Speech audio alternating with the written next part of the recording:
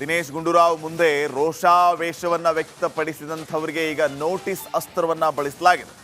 Muslim ಮುಖಂಡರ ವಿರುದ್ಧ notice ಅಸ್ತ್ರ. ಮೊದಲೇ ಕಾಂಗ್ರೆಸ್ನ ವಿರುದ್ಧ ಅಲ್ಲಿನ ಮುಸ್ಲಿಂ ಮುಖಂಡರು ಈಗ ತಿರುಗಿ ಬಿದ್ದಿದ್ದಾರೆ. ಈಗ ಅಂಥವ್ರಿಗೆ ನೋಟಿಸ್ ಅನ್ನ ಕೊಟ್ಟರೆ ಇನ್ನೂ ಕೆರಳುವಂತಹದ್ದಾಗುತ್ತೆ. ಪ್ರವೋಕ್ ಮಾಡ್ತಾ ಇದ್ದಾರೆ ಏನೋ ಕಾಂಗ್ರೆಸ್ ಪಾರ್ಟಿಯವ್ರು ಗೊತ್ತಿಲ್ಲ. ಮುಸ್ಲಿಂ ಸಮುದಾಯದವರು ಇದನ್ನ ಯಾವ ರೀತಿ ತಗೊಳ್ತಾರೆ ಅನ್ನೋದು ಕೂಡ ಈಗ ಸದ್ಯಕ್ಕಿನ ಪ್ರಶ್ನೆ ಆಗಿದೆ. ಕಾಂಗ್ರೆಸ್ನಿಂದ ಶಿಸ್ತು ಉಲ್ಲಂಘನೆಯ ನೋಟಿಸ್ ಅನ್ನ ಈಗ ಈ ಮುಖಂಡರಿಗೆ ನೀಡಲಾಗಿದೆ. ಶಾಹುಲ್ ಹಮೀದ್ ಹಾಗೇನೆ ಅಶ್ರಫ್ಗೆ ಕಾಂಗ್ರೆಸ್ ನೋಟಿಸ್ ಅನ್ನ ನೀಡಿದೆ. ದಕ್ಷಿಣ ಕನ್ನಡ ಜಿಲ್ಲಾ ಅಲ್ಪಸಂಖ್ಯಾತ ಘಟಕದ ಅಧ್ಯಕ್ಷ ಈ ಶಾಹುಲ್, ದಕ್ಷಿಣ ಕನ್ನಡ ಕಾಂಗ್ರೆಸ್ ಜಿಲ್ಲಾ ಉಪಾಧ್ಯಕ್ಷ ಅಶ್ರಫ್, ಇವರಿಬ್ಬರಿಗೆ ನೋಟಿಸ್ ಅನ್ನ ನೀಡಲಾಗಿದೆ. ಶಿಸ್ತು ಉಲ್ಲಂಘನೆ ನೋಟಿಸ್ ಅನ್ನ ನೀಡಲಾಗಿರೋದು. ವೀಕ್ಷಕರೇ, ತಮಗೆಲ್ಲ ಗೊತ್ತಿದೆ, ಕಾಂಗ್ರೆಸ್ ಪಾರ್ಟಿಯ ವಿರುದ್ಧ ದಕ್ಷಿಣ ಕನ್ನಡದಲ್ಲಿ ಮುಸ್ಲಿಂ ಮುಖಂಡರು ತಿರುಗಿ ಬಿದ್ದಿದ್ದಾರೆ. ಕಾಂಗ್ರೆಸ್ ಪಾರ್ಟಿಯಲ್ಲಿರುವಂತಹ ಮುಸ್ಲಿಂ ಮುಖಂಡರು ರಾಜೀನಾಮೆಯನ್ನ ಕೊಟ್ಟು ಆಚೆ ಬನ್ನಿ ಅಂತ ಅಲ್ಲಿನ ಮುಸ್ಲಿಂ ಸಮುದಾಯದ ಹಿರಿಯರು ಇವರಿಗೆ ಒತ್ತಾಯ ಮಾಡಿದ್ರು. ಆ ಪ್ರಕಾರವಾಗಿ ಒಬ್ಬೊಬ್ಬರೇ ರಾಜೀನಾಮೆಯನ್ನೂ ಕೊಡ್ತಾ ಇದ್ದಾರೆ. ಈ ಮಧ್ಯೆ ಅದೇ ಮುಸ್ಲಿಂ ಮುಖಂಡರಿಗೆ ಇವರು ನೋಟಿಸ್ ಅನ್ನ ಕೊಡ್ತಾ ಇದ್ದಾರೆ.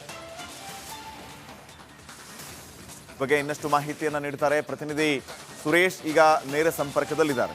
ಸುರೇಶ್, ಈ ಕೆಪಿಸಿಸಿ ನಿಯೋಗ ದಕ್ಷಿಣ ಕನ್ನಡಕ್ಕೆ ಹೋಗೋದು, ಅಲ್ಲಿ ವರದಿಯನ್ನ ಸಂಗ್ರಹಿಸೋದು, ಅದನ್ನ ಸರ್ಕಾರಕ್ಕೆ ಕೊಡೋದು, ಕೆಪಿಸಿಸಿ ಅವರು ಕೊಡೋದು, ಅದ್ರ ಮೇಲೆ ಇವರು ಕ್ರಮ ಕೈಗೊಳ್ಳೋದು, ಇದು ಯಾವ ರೀತಿ ಕೆಲಸ ಮಾಡುತ್ತೆ ಅನ್ನೋದು ಒಂದು ಕಡೆ ಆದರೆ, ಮುಸ್ಲಿಂ ಮುಖಂಡರಿಗೆ ನೋಟಿಸ್ ಅನ್ನ ನೀಡಿರೋದು ನೀವು ಶಿಸ್ತು ಉಲ್ಲಂಘನೆ ಮಾಡಿದ್ದೀರಿ ಅಂತ.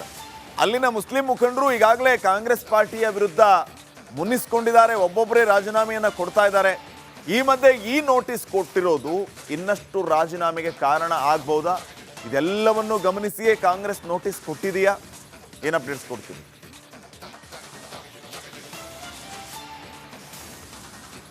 ಶ್ರೀಪಾದ್ ಪಾಟೀಲ್, ಕರಾವಳಿ ಭಾಗದಲ್ಲಿ ಕೇವಲ ಇವತ್ತಿನ ಅಷ್ಟೇ ಕೊಲೆಗಳು ಆಗ್ತಾ ಇರ್ತಕ್ಕಂಥದ್ದಲ್ಲ, ಈ ಸರ್ಕಾರದಲ್ಲಿ ಮಾತ್ರ ಅವಧಿಯಲ್ಲಿ ಮಾತ್ರ ಆಗ್ತಾ ಇರ್ತಕ್ಕಂಥದ್ದಲ್ಲ.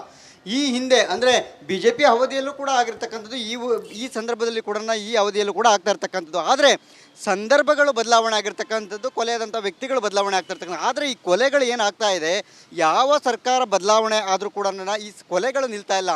ಸೊ ಇದಕ್ಕೆ ತಾರ್ಕಿಕ ಅಂತ್ಯ ಆಡಬೇಕಾಗಿದೆ. ಅಲ್ಲಿ ಶಾಶ್ವತವಾಗಿ ಶಾಂತಿಯನ್ನು ನೆಲೆಸಬೇಕಾಗಿರ್ತಕ್ಕಂಥದ್ದು. ನೋಡಿ, ನಮಗೆ ಈ ಭಾಗದಲ್ಲಿ ಈ ಕಡೆ ಹಳೆ ಮೈಸೂರು ಭಾಗ ಅಥವಾ ಈ ಕಡೆಗೆಲ್ಲ ಇಲ್ಲ ಅಂತಹ ಪ್ರಕ್ಷುಬ್ಧ ವಾತಾವರಣಗಳು ಇರೋದಿಲ್ಲ. ಆದರೆ ಕರಾವಳಿ ಭಾಗದಲ್ಲಿ ಯಾಕೆ ಅಷ್ಟೊಂದು ಅಂತಕ್ಕಂಥದ್ದು ಕೂಡ ಸತ್ಯ ಶೋಧನೆಯನ್ನು ಮಾಡಬೇಕಾಗಿರ್ತಕ್ಕಂಥದ್ದು ಸದ್ಯ ಸರ್ಕಾರದ ಮುಂದೆ ಇರ್ತಕ್ಕಂಥದ್ದು. ಆದರೆ ಆ ಕೆಲಸವನ್ನು ಇದೀಗ ಕೆಪಿಸಿಸಿ ಘಟಕ ಮಾಡ್ತಾ ಇರ್ತಕ್ಕಂಥದ್ದು. ಮಂಜುನಾಥ್ ಭಂಡಾರಿ, ಸುದರ್ಶನ್ ಸೇರಿದಂತೆ, ನಾಸಿರ್ ಹುಸೇನ್ ಸೇರಿದಂತೆ ಒಟ್ಟಾರೆಯಾಗಿ 7 ಜನರ ಒಂದು ತಂಡವನ್ನು, ಪದಾಧಿಕಾರಿಗಳೇನಿದ್ದಾರೆ ಅವರ ತಂಡವನ್ನು ಈಗ ಏನು ಕರಾವಳಿ ಭಾಗಕ್ಕೆ ಕಳಿಸ್ಕೊಡ್ತಾ ಇರ್ತಕ್ಕಂಥದ್ದು.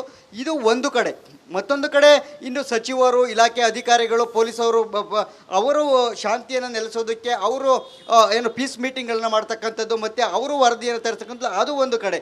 ಆದರೆ ಕೆಪಿಸಿಸಿ ಘಟಕದಿಂದ ಮಾಡತಕ್ಕಂಥದ್ದು ಒಂದು ಕಡೆ ಪಕ್ಷದಲ್ಲೂ ಕೂಡ ಶ್ಲಾಘನೀಯ ವ್ಯಕ್ತ ಆಗಿರ್ತಕ್ಕಂಥದ್ದು. ಯಾಕೆಂತಂದರೆ ನಿಜಕ್ಕೂ ಕೂಡ ಆಗಿರ್ತಕ್ಕಂಥದ್ದು ಏನು ಅಂತಕ್ಕಂತಹ ಒಂದು ಸತ್ಯವನ್ನು ಅರಿಬೇಕಾಗಿದೆ. ಹೀಗಾಗಿ ಘಟನಾ ಸ್ಥಳಗಳಿಗೆ ಹೋಗುವಂಥದ್ದು, ಅಲ್ಲಿ ಒಂದು ಮೃತರಾದಂಥ ಏನು ರೈಮಾನ್ ಖಾನ್ ಹತ್ಯೆ ಆದ ಅವರ ಕುಟುಂಬಸ್ಥರನ್ನು ಕೂಡ ಭೇಟಿಯಾಗಿ ಅವರಿಂದನೂ ಕೂಡ ಒಂದು ಗ್ರೌಂಡ್ ರಿಪೋರ್ಟನ್ನು ಕಲೆಕ್ಟ್ ಮಾಡ್ತಾರೆ. ಜೊತೆಗೆ ಮತ್ತೊಂದು ಕಡೆ ಆರೋಪಿಗಳು ಅಂತ ಏನು ಹೇಳ್ತಿದ್ರೆ ಅವರ ಕುಟುಂಬದವ್ರನ್ನು ಕೂಡ ಭೇಟಿಯಾಗುವಂಥ ಸಾಧ್ಯತೆಗಳಿರ್ತಕ್ಕಂಥದ್ದು. ಒಟ್ಟಾರೆಯಾಗಿ ಇಡೀ ನಗರದಲ್ಲಿ ಓಡಾಡ್ತಕ್ಕಂಥದ್ದು. ಜೊತೆಗೆ ಉಡುಪಿ, ಕರಾವಳಿ ಭಾಗ, ಬಂಟ್ವಾಳ ಅಲ್ಲೆಲ್ಲವೂ ಕಡೆ ಹೋಗಿ ಭೇಟಿಯಾಗಿ ಇಂತಹ ಸರಣಿ ಹತ್ಯೆಗಳು, ಈ ರಿವೆಂಜ್ ಮರ್ಡರ್ಸ್ ಏನಾಗ್ತಾ ಇದೆ, ಇದಕ್ಕೆ ಕಾರಣ ಏನು ಅಂತಕ್ಕಂಥ ಸತ್ಯ ಶೋಧನೆಯನ್ನು ಮಾಡ್ತಕ್ಕಂಥದ್ದು ಒಂದು ಈ ಒಂದು ಏನು ಈ ಟೀಮ್ನ ಕೆಲಸ ಆಗಿರ್ತಕ್ಕಂಥದ್ದು. ಈ ಟೀಮು ರೆಡಿ ಮಾಡಿದಂಥ ರಿಪೋರ್ಟ್ ಇರುತ್ತೆ. ಈ ರಿಪೋರ್ಟನ್ನು 1 ವಾರದ ಒಳಗಡೆಗೆ ಏನು ಕೆಪಿಸಿಸಿ ಅಧ್ಯಕ್ಷರಂತ ಡಿ ಕೆ ಶಿವಕುಮಾರ್ ಅವರಿಗೆ ಕೊಡ್ತಾರೆ. ಆ ನಂತರ ಅವರು ತೆಗೆದುಕೊಳ್ಳುವಂತಹ ಒಂದು ನಿರ್ಧಾರಗಳಿಗೆ, ಅಂದರೆ ಸರ್ಕಾರ ತೆಗೆದುಕೊಳ್ಬೇಕಾದಂಥ ಕ್ರಮಗಳಿಗೆ ಏನಿದೆ ಅದಕ್ಕೆ ಅನುಕೂಲ ಆಗುತ್ತೆ ಅಂತಕ್ಕಂಥದ್ದು. ಇದು ಎಲ್ಲ ಒಂದು ಕಡೆ. ಆದರೆ ಮತ್ತೊಂದು ಕಡೆ ಏನೋ ಅಲ್ಲಿ ಕರಾವಳಿ ಭಾಗದಲ್ಲಿ ನಮ್ಮ ಮುಸಲಿಮನವ್ರಿಗೆ ರಕ್ಷಣೆ ಇಲ್ಲ, ಕಾಂಗ್ರೆಸ್ ಸರ್ಕಾರ ಬಂದರೂ ಕೂಡ ನಮಗೆ ರಕ್ಷಣೆ ಇಲ್ಲ ಅಂತಕ್ಕಂತಹ ಒಂದು ಮಾತನ್ನು ಆರಂಭದಲ್ಲಿ, ಅಂದರೆ ರಹಿಮಾನ್ ಹತ್ಯೆ ಆಯ್ತಲ್ಲ ಅವತ್ತಿಂದನೂ ಕೂಡ ಆ ಒಂದು ಕೂಗು ಜೋರಾಗಿತ್ತು. ಅದರ ಭಾಗವಾಗಿ ಈಗ ಯಾರು ಪಕ್ಷದ ಚೌಕಟ್ಟಿನಲ್ಲಿದ್ದು ಪಕ್ಷದ ವಿರುದ್ಧವೇ ಧ್ವನಿ ಎತ್ತಿದ್ರು ಅಂಥವ್ರಿಗೆ ಕೂಡ ನೋಟಿಸ್ ಕೊಡುವಂಥ ಪ್ರಯತ್ನವನ್ನು ಮಾಡಿದ್ದಾರೆ. ಜೊತೆಗೆ ಜಿಲ್ಲಾ ಉಸ್ತುವಾರಿ ಸಚಿವರು ದಿನೇಶ್ ಗುಂಡೂರಾವ್ ಏನಿದ್ರು ಅವರ ವಿರುದ್ಧವೇ ಜಿಲ್ಲೆಯ ಕೆಲ ಕಾಂಗ್ರೆಸ್ನ ಮುಖಂಡರು ಒಂದು ರೀತಿಯಲ್ಲಿ ಆಕ್ರೋಶವನ್ನು ವ್ಯಕ್ತಪಡಿಸಿದರು. ಜೊತೆಗೆ ಏನು ದಿನೇಶ್ ಗುಂಡೂರಾವ್ ನಮಗೆ ಬೇಡ ಅಂತಕ್ಕಂಥ ಮಾತುಗಳನ್ನು ಕೂಡ ಸ್ಥಳೀಯವಾಗಿ ಹೇಳ್ಕೊಂಡಿರ್ತಕ್ಕಂಥದ್ದು. ಸೊ ಇದೆಲ್ಲವನ್ನು ಕೂಡ ಮನಗೊಂಡಿರ್ತಕ್ಕಂಥ KPCC ಅವ್ರಿಗೆ ಈಗ ಏನು ರಾಜ್ಯ ಶಿಸ್ತು ಸಮಿತಿಯಿಂದ ನೋಟಿಸನ್ನು ಕೂಡ ಜಾರಿ ಮಾಡಿರ್ತಕ್ಕಂಥದ್ದು. ಇದರ ಪರಿಣಾಮಗಳು ಏನಾಗುತ್ತೆ ಅನ್ನೋದನ್ನು ಕೂಡ ಕಾದು ನೋಡಬೇಕು. ಯಾಕೆಂತಂದರೆ ಅಲ್ಲಿಗೆ ಸತ್ಯಶೋಧನಾ ಟೀಮ್ ಹೋಗ್ತಾ ಇದೆ. ಆ ಟೀಮ್ ಹೋದಂಥ ಸಂದರ್ಭದಲ್ಲಿ ಅವರಿಗೆ ಯಾವ ರೀತಿಯ ಗೇರವಾಗ್ತಾರೋ ಅಥವಾ ಅವರಿಗೆ ಇರುವಂತಹ ವಸ್ತುಸ್ಥಿತಿಯನ್ನು ಮನವರಿಕೆ ಮಾಡ್ತಾರೋ ಅಂತಕ್ಕಂಥದ್ದು ಕೂಡ ಬಹಳ ಕುತೂಹಲ. ಆದರೆ ಅಲ್ಲಿ ಏನು ಮುಸಲ್ಮಾನರು ಆ ಭಾಗದಲ್ಲಿ ಕರಾವಳಿ ಭಾಗದಲ್ಲಿ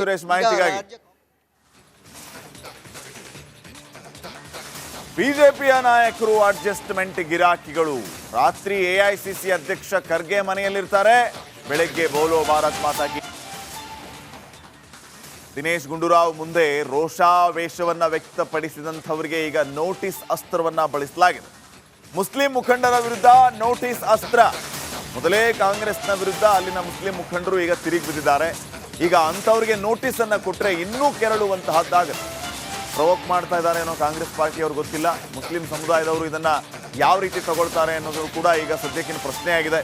ಕಾಂಗ್ರೆಸ್ನಿಂದ ಶಿಸ್ತು ಉಲ್ಲಂಘನೆಯ ನೋಟಿಸನ್ನು ಈಗ ಈ ಮುಖಂಡರಿಗೆ ನೀಡಲಾಗಿದೆ.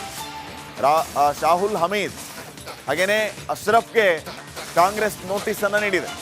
ದಕ್ಷಿಣ ಕನ್ನಡ ಜಿಲ್ಲಾ ಅಲ್ಪಸಂಖ್ಯಾತ ಘಟಕದ ಅಧ್ಯಕ್ಷ ಈ ಶಾಹುಲ್, ದಕ್ಷಿಣ ಕನ್ನಡ ಕಾಂಗ್ರೆಸ್ ಜಿಲ್ಲಾ ಉಪಾಧ್ಯಕ್ಷ ಅಶ್ರಫ್, ಇವರಿಬ್ಬರಿಗೆ ನೋಟಿಸನ್ನು ನೀಡಲಾಗಿದೆ.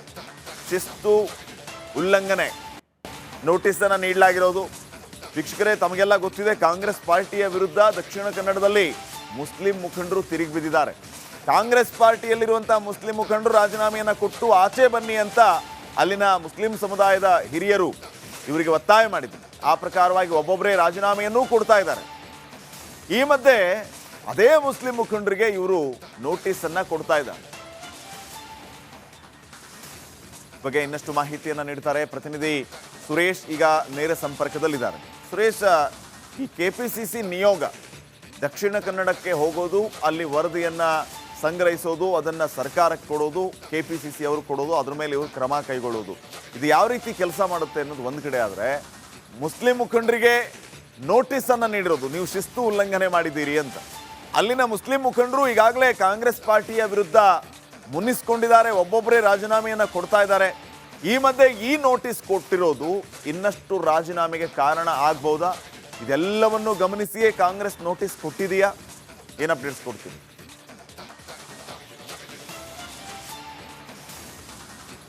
ಶ್ರೀಪಾದ್ ಪಾಟೀಲ್, ಕರಾವಳಿ ಭಾಗದಲ್ಲಿ ಕೇವಲ ಇವತ್ತಿನ ಅಷ್ಟೇ ಕೊಲೆಗಳು ಆಗ್ತಾ ಇರ್ತಕ್ಕಂಥದ್ದಲ್ಲ, ಈ ಸರ್ಕಾರದಲ್ಲಿ ಮಾತ್ರ ಅವಧಿಯಲ್ಲಿ ಮಾತ್ರ ಆಗ್ತಾ ಇರ್ತಕ್ಕಂಥದ್ದಲ್ಲ.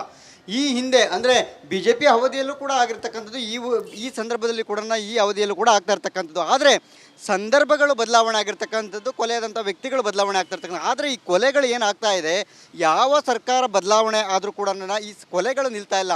ಸೊ ಇದಕ್ಕೆ ತಾರ್ಕಿಕ ಅಂತ್ಯ ಆಡಬೇಕಾಗಿದೆ. ಅಲ್ಲಿ ಶಾಶ್ವತವಾಗಿ ಶಾಂತಿಯನ್ನು ನೆಲೆಸಬೇಕಾಗಿರ್ತಕ್ಕಂಥದ್ದು. ನೋಡಿ, ನಮಗೆ ಈ ಭಾಗದಲ್ಲಿ ಈ ಕಡೆ ಹಳೆ ಮೈಸೂರು ಭಾಗ ಈ ಕಡೆಗೆಲ್ಲ ಇಲ್ಲ ಅಂತಹ ಪ್ರಕ್ಷುಬ್ಧ ವಾತಾವರಣಗಳು ಇರೋದಿಲ್ಲ. ಆದರೆ ಕರಾವಳಿ ಭಾಗದಲ್ಲಿ ಯಾಕೆ ಅಷ್ಟೊಂದು ಅಂತಕ್ಕಂಥದ್ದು ಕೂಡ ಸತ್ಯ ಶೋಧನೆಯನ್ನು ಮಾಡಬೇಕಾಗಿರ್ತಕ್ಕಂಥದ್ದು ಸದ್ಯ ಸರ್ಕಾರದ ಮುಂದೆ ಇರ್ತಕ್ಕಂಥದ್ದು. ಆದರೆ ಆ ಕೆಲಸವನ್ನು ಇದೀಗ KPCC ಘಟಕ ಮಾಡ್ತಾ ಇರ್ತಕ್ಕಂಥದ್ದು. ಮಂಜುನಾಥ್ ಭಂಡಾರಿ, ಸುದರ್ಶನ್ ಸೇರಿದಂತೆ ನಾಸಿರ್ ಹುಸೇನ್ ಸೇರಿದಂತೆ ಒಟ್ಟಾರೆಯಾಗಿ 7 ಜನರ ಒಂದು ತಂಡವನ್ನು, ಪದಾಧಿಕಾರಿಗಳೇನಿದ್ದಾರೆ ಅವರ ತಂಡವನ್ನು ಈಗ ಏನು ಕರಾವಳಿ ಭಾಗಕ್ಕೆ ಕಳಿಸ್ಕೊಡ್ತಾ ಇರ್ತಕ್ಕಂಥದ್ದು. ಇದು